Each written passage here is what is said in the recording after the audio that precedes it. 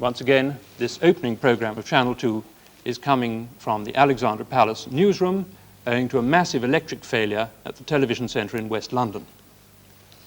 The Church of Scotland is recommended to stand firm against commercial sport on Sunday. A committee report is not against taking exercise on Sunday, but it recommends serious thought and reading as proper activities.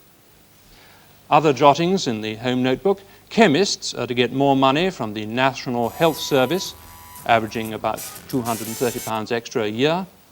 The National Chamber of Trade claims that 1 in 4 housewives who started collecting trading stamps have given up. The bugle that sounded the charge of the Light Brigade was knocked down at auction for £1,600 today, and it's going back to the cavalry. And the Beatles have been burgled. George and Ringo lost about £200 over the weekend from their flat. Finally, a safety note. After free beer was distributed to workmen at the topping out of the new Nottingham University building, the contractors closed down the site for the rest of the day. A spokesman said the men were rather light-hearted and it was thought to be in their best interests. The building is 186 feet high. Excuse me, just like Channel 1. Hello? Unlike Channel 1, there's nobody there. Some tape handed to me now. Widespread electricity failures reported in London tonight. The power failure halted underground trains. Let's try again. Hello? Yes, I can.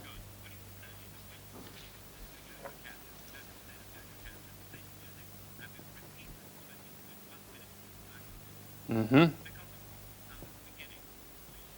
You're right, you are. Right. Goodbye. As you can imagine, there's a good deal of rushing about going on behind the scenes. The London power failure halted underground trains on the central line between Northolt and West Ruislip. So if anyone's not home yet, perhaps that accounts for it.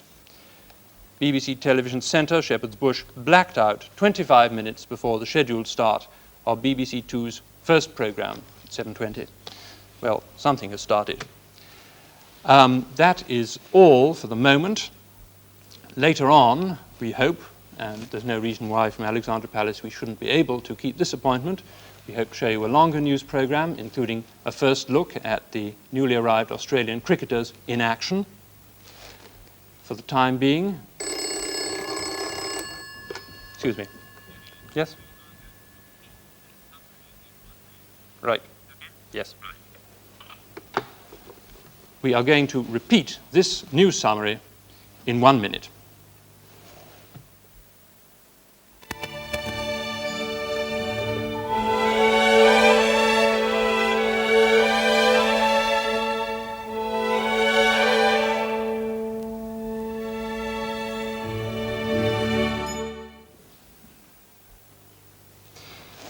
Well, good evening. And as I said a few minutes ago, and I understand nobody could hear me, welcome to BBC Two from where it all began, here in Studio A in Alexandra Palace. Now it's the newsroom of Channel 2, and tonight of all nights there has been a loss of electric power at our main studios, the television centre in West London. It's due, we are told, to a failure in a 60,000 volt feeder at Iver in Bucks. It's resulted in such things as the halting of underground trains on the central lines, widespread failures in various parts of London, and of course the failure of Channel 2 to start from television centre. It therefore forced me to apologise and to give you one thing at least that is scheduled, if not quite at the right time, the news in brief. Well, among other things, it's been the naming day for the Queen's fourth baby, Prince Edward Anthony Richard Louis. No special significance, I suppose, but the initials E-A-R-L spell Earl.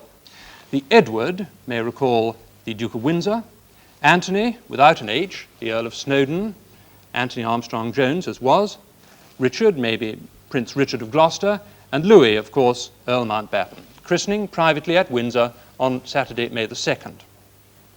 The soccer bribe scandal kept going in yesterday's The People. Walsall have suspended Ron Howells. He's denied the allegations. St Mirren have taken goalkeeper Dick Beattie off the field for the time being. Halifax Town are not doing anything about Walter Bingley, and Bradford City are standing by Peter Wragg. Both these two have denied the allegations made against them.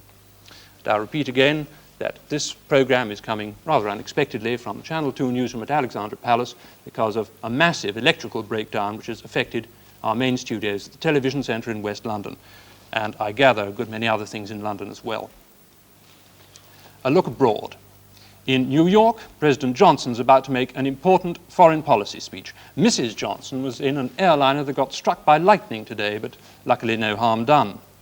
In Laos, Prince Suvarnabhuma seems to be back in power after a coup d'etat that scarcely happened and rapidly unhappened.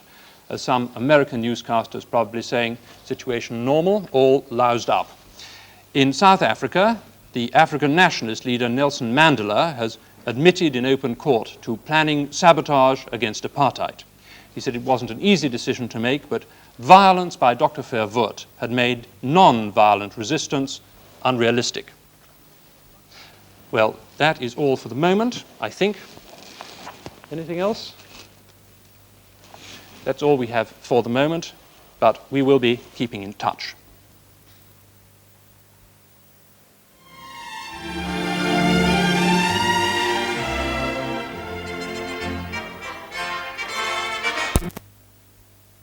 We apologize for this delay in the start of BBC Two.